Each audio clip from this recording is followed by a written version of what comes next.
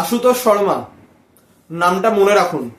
খুব সম্ভবত খুব তাড়াতাড়ি ভারতীয় দলের জার্সিতে আপনি তাকে দেখতে চলেছেন অ্যাজ আ ফিনিশার, কারণ তার মধ্যে সেই ক্যাপাবিলিটি রয়েছে যেটি তিনি এই বছরের এই সিজনে অন্য ম্যাচগুলিতেও দেখিয়েছিলেন এবং আজকেও দেখিয়েছিলেন।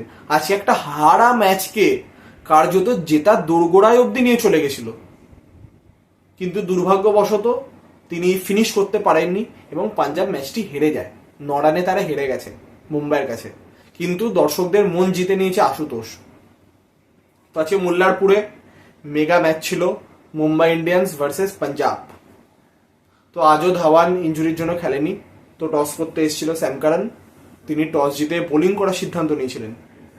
তো প্রথমে ব্যাটিং করে মুম্বাই ইন্ডিয়ান্স 192 রান করে এবং তাদের এই রানের যে মূল যে কাণ্ডারি সূর্যকুমার যাদব।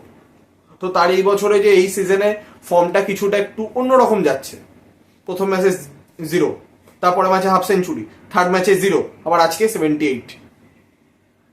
এবং তার সাথে শুরুতে ঈশান কিষান আউট হয়ে যাওয়ার পর রোহিতের সাথে যে সূর্যকুমারের পার্টনারশিপটি এবং তারপর তিলক ভার্মার একটি 30+ স্কোর, যার জন্যই 192 অব্দি স্কোরটা যায়।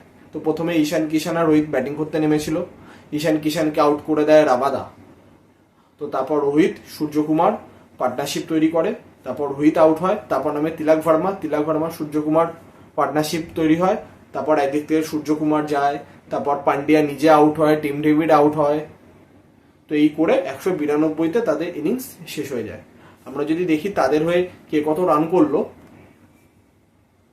ঈশান কিষান 8, রোহিত 36, সূর্যকুমার 78, তিলক ভার্মা 18 বলে 34 not out, Pandya 10, Tim David 7 বলে 14, শেফার্ড 2 বলে 1 এবং নবি 1 বলে 0। এবং পাঞ্জাবের হয়ে 3টি উইকেট নেন হর্ষল প্যাটেল। তো 193 চেস করতে হতো, তো সেখানে তারা ব্যাটিং করতে নামে। ওপেনিং করতে আসে আজকে প্রভু সিমরনের সাথে স্যাম কারান নিজে, এবং 1 ডাউনে রুসোকে খেলানো হয়। তো প্রভু সিমরন তো প্রথম বলেই আউট হয়ে যায় এবং তারপর একে একে একে একে উইকেট পড়তে থাকে। তো কার্যত 80-85 রানের মধ্যে তাদের 6টি উইকেট পড়ে যায়। তো জানা কথা 100 থেকে 110-এর মধ্যে টিম অল আউট হয়ে যাবে, কিন্তু না, তখনও মাঠে শশাঙ্ক এবং আশুতোষ, পাঞ্জাবের দুজন যোদ্ধা, তারা মাঠে ছিল। তারা বুঝিয়ে দিল যে ম্যাচটা এখনো শেষ হয়নি। তো দুজনে দুর্দান্ত ব্যাটিং করেছে। তারপর শশাঙ্ক যখন আউট হয়ে যায়, তারপর নামে হরপ্রীত ব্রার। তিনি একটা সাইড ধরে রেখেছিল পুরো এবং উল্টো দিক থেকে হিট করছিল আশুতোষ। এবং যে শটগুলি তিনি মেরেছেন, দেখবার মতো শট, বুমরাকে পর্যন্ত ছাড়েনি। কিন্তু 16 ওভারের পর যে টাইম আউট হয়, সেখানে একটা তো ম্যাচে তাদের কনসেন্ট্রেশনটা ব্রেক হয়, মোমেন্টামটা ব্রেক হয়। তো তারপর বাকি থাকে 4 বলে 28, 4 ওভারে 28। তো বল করতে আসে বুমরা, টাইট ওভার হয়। তো তাদের মাইন্ডসেটে এটাই ছিল যে বুমরার ওভারটা আমরা কাটিয়ে দিই, নেক্সট ওভারে আমরা হিট করব। তো নেক্সট ওভার বল করতে আসে কোয়েটজি। তো ফার্স্ট বল স্লোয়ারে আশুতোষ মারতে গিয়ে মিড উইকেটে মোহাম্মদ নবীর হাতে ক্যাচ দিয়ে আউট হয়ে যায়। তার দুর্দান্ত ইনিংস শেষ হয়ে যায়। তিনি 28 বলে 61 করেন। তো সেই ওভারটিও খুব টাইট ওভার হয়। তো তারপরের ওভার বোলিং করতে আসে পান্ডিয়া নিজে। তো সেই ওভারে তিনি হরপ্রীত ব্রার তাকে আউট করে দেন। আবারও ক্যাচ ধরেন ডিপ স্কোয়ার লেগে মোহাম্মদ নবী, কিন্তু তারপর রাবাদা নেমেই তিনি 6 মারেন একটি। তো ম্যাচ তখনও আবার যেন 50-50। তো তারপর লাস্ট ওভার বোলিং করতে আসে মাদওয়াল। 1 ওভারে দরকার 12 রান। প্রথম বলে হোয়াইট, তাহলে বাকি 6 বলে 11। সেখানে রাবাদা পয়েন্টে মেরে 2 রান নিতে গিয়ে রান আউট হয়ে যায় এবং 9 রানে ম্যাচটি হেরে যায় পাঞ্জাব। তারা অল আউট হয়ে যায় 183 রানে। তো আমরা যে বলছি যে শশাঙ্ক এবং আশুতোষ মেনলি, এছাড়া হরপ্রীত ব্রার, এরা ছাড়া আর কোনো ব্যাটসম্যান দাঁড়াতে পারেনি। তো তার প্রমাণ আমরা পেয়ে যাব আমরা যদি কে কত রান করেছে দেখি। স্যাম কারান নিজে 7 বলে 6, প্রভু সিমরন 1 বলে 0, রুসো 3 বলে 1, লিভিংস্টন 2 বলে 1, Harpreet Singh as a impact player তাকে নামানো হয়েছিল 15 বলে 13, শশাঙ্ক 25 বলে 41, জিতেশ শর্মা 9 বলে 9, আশুতোষ 28 বলে 61, হরপ্রীত ব্রার 20 বলে 21, হর্ষল প্যাটেল 4 বলে 1 নট আউট এবং রাবাদা 3 বলে 8। এবং মুম্বাইয়ের হয়ে 4 ওভারে 32 রান দিয়ে 3টে উইকেট নিয়েছেন কোয়েটজি এবং 4 ওভারে 22 রান দিয়ে 3টে উইকেট নিয়েছেন বুমরা।